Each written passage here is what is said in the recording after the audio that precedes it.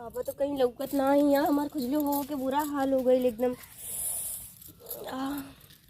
चला था देखा थे बाबा के। अरे दादा हो दादा, ही तो बड़ी खुजली होता ही लगे, तब बाबा के लगे जाई तब ठीक होई, पर वो दिक्कत ना बाटे कहीं।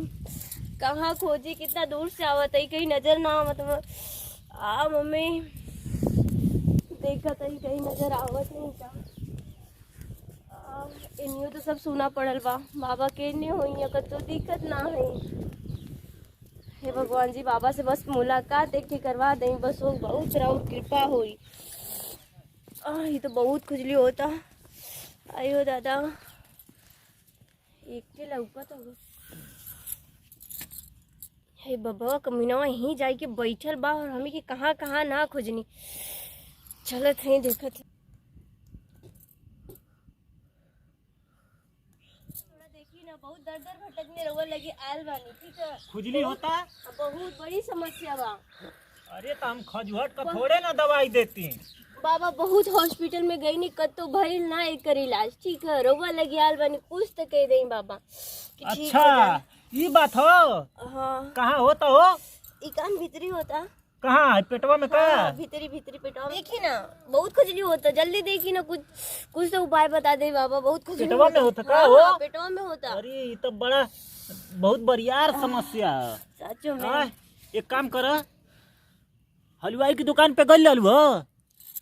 कहाँ ना गई नी, हर जगह गई नी। हलवाई की दुकान पे जाके जलेबी का सीरा पे चुगवा ले बुनो, का जानी सही हो गई हो। ना ना, हम मीठा खैले जानी रहती है, ठीक ना भेल। मीठ खैले से ना हाँ, होई, फिर जलेबी वाला सीरा बाबा यही पे कुछ गिरवाई मत तब बोली, बस सही ठीक होई। है। आपके पास तो कोनो जड़ी बूटी तो होबा करी ना। हाँ, एकर निदान है मन लगे तो कही दें। कही दई। चलो ता आवा आवा, चली चली चली। चलो। रउआ रउआ स्थान ते एने बा ना। कोनो बात ना भाई, डेरा डंडा उठा लेते हैं। ओ। लेकिन लोग आवत जात रहे ना राही है ना। आवा आवा किनारे आवा, बाबा किनारे निदान करे ना। आवा आवा आवा, लेके जाता ही है। अरे सोचो मत, ढेर सोचबो काम गड़बड़ा जाई। आवा आवा आवा, देखो ऐसे बढ़िया यही इलाज हम करी ना। जे आवेला सबका इलाज हम यही करी ना। आवा। भगवान कुछ गलत ना कर दे। अरे काहे डरात हो? नहीं नहीं, कुछ ना। डरा मत। आओ, बैठो बैठो बैठो। हाँ, लेट जा, लेटो। अरे लेटो हो, डरा मत। आए लोग बाबा लगे वो दिन से आइलू होता ना डराइलू, अब डरा तो आए तब्बे से खोजत रह, कितनी परेशान रह। बताओ तो, पता है बोले। ये मुरई वाली खुजली है। हाँ हाँ, जबले मुरई पे रगड़ाई ना, ये खुजली जाई ना। सचो में। हाँ और का, तो जल्दी ठीक करी ना, हमरा बहुत खुजली होता है। जल्दी हाँ। ठीक करी। पहले में सीरा चुआ ले हो तो आहू के ना जरूरत रहा, लेकिन आ गई हो तब का तो के परेशान करी। आई मुरई वाली खुजली है। करी करी करी। हाँ, मुरई से रगड़ाई करवा लो, सब सही हो जाई। देख ला तो हरी खाते डबल मुरई लगा देते हैं। कुछ भी करी, बहुत खुजली होता बाबा, जल्दी करी। सब सही हो जाई। रुका, दोनों एक के बेर लगाई कि पारा पारी? कैसे भी करी बहुत होता, कैसे ही भी करी। हाँ, आँख बंद कर, आँख बंद कर ला। चारों ओर एकर मुरई का लेप लगावे के पड़ी।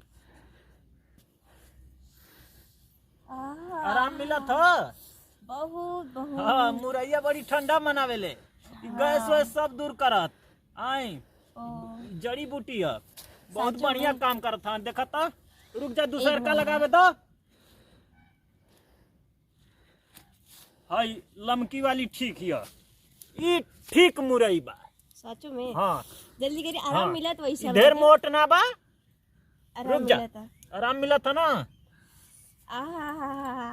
मजा आ गई। ठीक हो, ठीक मजा आ गई। हाँ, आराम मिल जाई, आराम मिल जाई। अरे बाबा की लग गए, बाबा की लग गए तो एक से एक जड़ी बूटी है। हाँ, जे के एक बार फूक मार के दे देती ना, सब सही हो जाए। हाँ, रुक जाता। अच्छा, देखो, बस हो गई ना। हाँ रुक जाओ, रुक जा। ई दोनों मुरैया ना एगो मुड़वारी रखो। हमरा के लगा था ना कि अब खैबू का? ना ना, हमार ठीक हो गए। खैबू तो गैस गैस वो दूर हो जाई। लेटा लेटा बताई, लेटा। हम कहा तनी ना, हमार ठीक हो गया। अरे आई मुरैया का पनिया निचोड़ लेबे तो साफ कर दे पेटवा। वो तो हम कर लेबे। अब हमरा के लगा था ना कि हमार ठीक हो गई, अब हमरा के जाएगी चाहिए। अरे नहीं, एक बार और हई मुरैया का लेप लगवाव। ना ना अब हमार ठीक हो गई, हमरा के जाए के चाहिए। एक बार हई मुरैया खा के देख। ना ना अब हमार ठीक हो गई। यही का खुजली। अरे बैठा बैठा, जात कहाँ हो? रुका ठीक हो गई रुका, कहाँ? देखी देखी कितना ठीक भइल ह।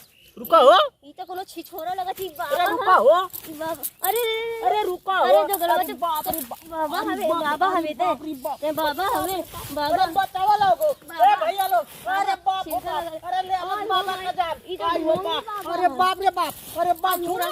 पकड़ा पकड़ा पकड़ा, ई तो ढोंगे बाबा।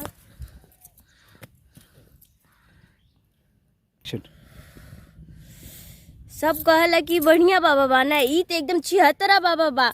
बाल लगोले बा, जाना तानी कैसे बाल लगोले बा? एकदम नाटक कैले बा, एकदम नाटक। बाल यहाँ से लगोले बा, बाकी सब टकला बा, एक टकला। आज तो हम बच गई नी, ना तो रउआ लोग समझ जाई। बतौले की जरूरत ना बा। चल।